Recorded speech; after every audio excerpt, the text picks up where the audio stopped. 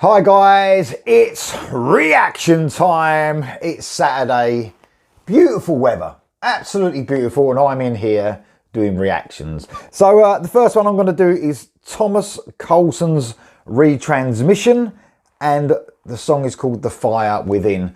I did a reaction a couple of years back, Thomas Carlsen, to a great song, and at that point in time, he was unsigned. He's signed now. So ain't that fucking cool? That is so fucking cool. He's got a record deal, and this is his new song. So he's got an album coming out called A Brave Horizon on July the 14th. And the record company is RFL Entertainment. Is it a record company anymore? Is that what they call it? I don't know. I don't know, because it's just changed so much. Obviously, in the 80s and early 90s, it would have been a record company. Anyways, RFL Entertainment is being released on. So, really talented guy, Thomas Carlsen, does the music, writes the lyrics, does all the instruments, apart from the vocals. The vocals on this track are performed by, here we go, Atle Gulogsen. So easy to pronounce that. So easy. Anyway, so without further ado, really excited about hearing this. The song I heard a couple of years ago was amazing, off a brilliant EP. They actually done a brilliant version of Still Life as well on that EP. A song that's not usually covered by bands. And it's really cool hearing that. So here we go, without further ado, this is Thomas Carlsen's Transmission and The Fire Within.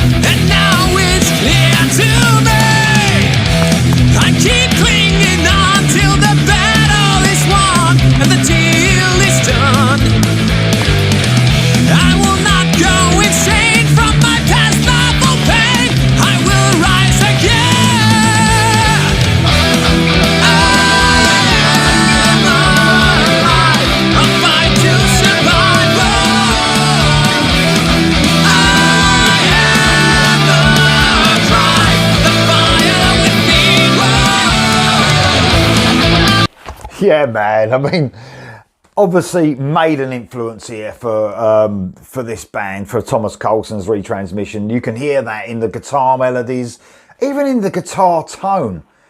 Real sounds like sort of classic. I don't mean they're exactly a Maiden copy of it. There's a lot of bands that have influence, obviously, from Maiden. One of the biggest influences across metal music in general. You know, they have a massive influence right across the board. But those guitar little melodies, and even, like I said, the tone, it almost has a tone, this guitar, almost like a Peace of Mind, Power Slave type tone to the guitar, especially in the rhythm sections. You can really hear that very cool guitar tone. Love the vocals from this guy. And what he does, he's sort of like, he's got a really cool, the way he breaks into the high bits. effortlessly in those sort of, like, he's got a real smooth vocal, and then he reaches and he's got a slight sort of rasp to his voice, only slightly, but it's a really gorgeous tone he's got. It's catchy, it's really straightforward metal, which is really cool. You know, people could argue this could be power metal, but it's not got that sort of sing-along happy sound at all. I like this sort of driving metal. They remind me a little bit of a band I love as well called Ilium. They're a great sort of band. They've got this sort of, they play this sort of faster metal, but it's really stuck in that proper heavy metal groove. As far as I'm concerned, not power metal, but in this heavy metal groove. Very cool guitar melodies, like I said. I love the way the nice, simple whoa-whoa chorus, but it really is lifted by some cool backing vocals as well. Just really stand out. That really stands out apart from the rest of the song, although all the song is great. Love the way it just kicked into the guitar melody straight away. Nice, intricate guitar playing. Love it. Absolutely love it. Just for those, you know, those people who want it just true metal, this is. I love it. Absolutely love it. And what some great guitaring we've had so far, and what are we going to get? We're going to get a great solo, hopefully. So here we go for the rest. Loving it so far.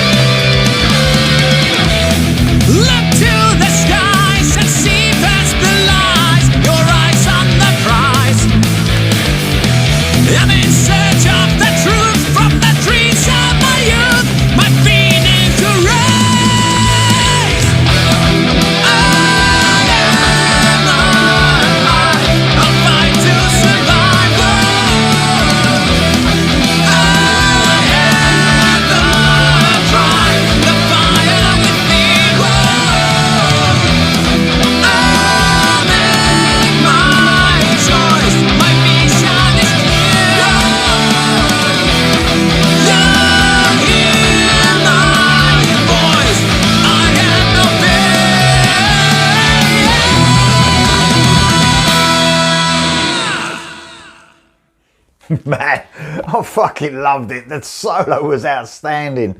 Really long instrumental section. Again, the tone on the guitar almost have a real raw sort of feeling, like it had a load of sort of metal fuzz on it, but it didn't have any effect as in echo or anything like it. But it sounded absolutely fantastic. Apart from when it went into that Maiden-esque bit at the end. Loved the sort of twin lead guitar melody part, and a really cool sort of odd time signature that sort of broke that up. Got to the end of every like sort of part of that guitar, and it went into a really sort of strange odd time signature, which sounded fucking brilliant. Man, absolutely loved it. I'll tell you what I thought of that as well compared to the EP. Improvements all round as far as I'm concerned. I can't remember who the vocalist was on the EP. He had a great vocal, but this guy, whether it's the same guy and he's matured, I don't know, but I'm trying to actually remember. He had a great vocal as well on the last album, but I prefer, either he's got better or I prefer this vocalist. He's got an absolutely amazing voice.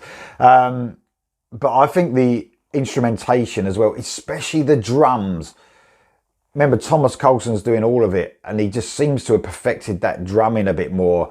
Not that there's anything wrong with it before, but he's sort of almost, there's a real better professionalism and even sound quality and mix to this. Obviously he's got a record deal now, so maybe, you know, there's a bit more money being put into the actual production of it itself, but it sounds better and it sounds tighter. It sounds brilliant. It sounds like he's really been working hard to perfect the music for this upcoming album. A Brave Horizon, it's called. It's out on July the 14th on RFL Entertainment.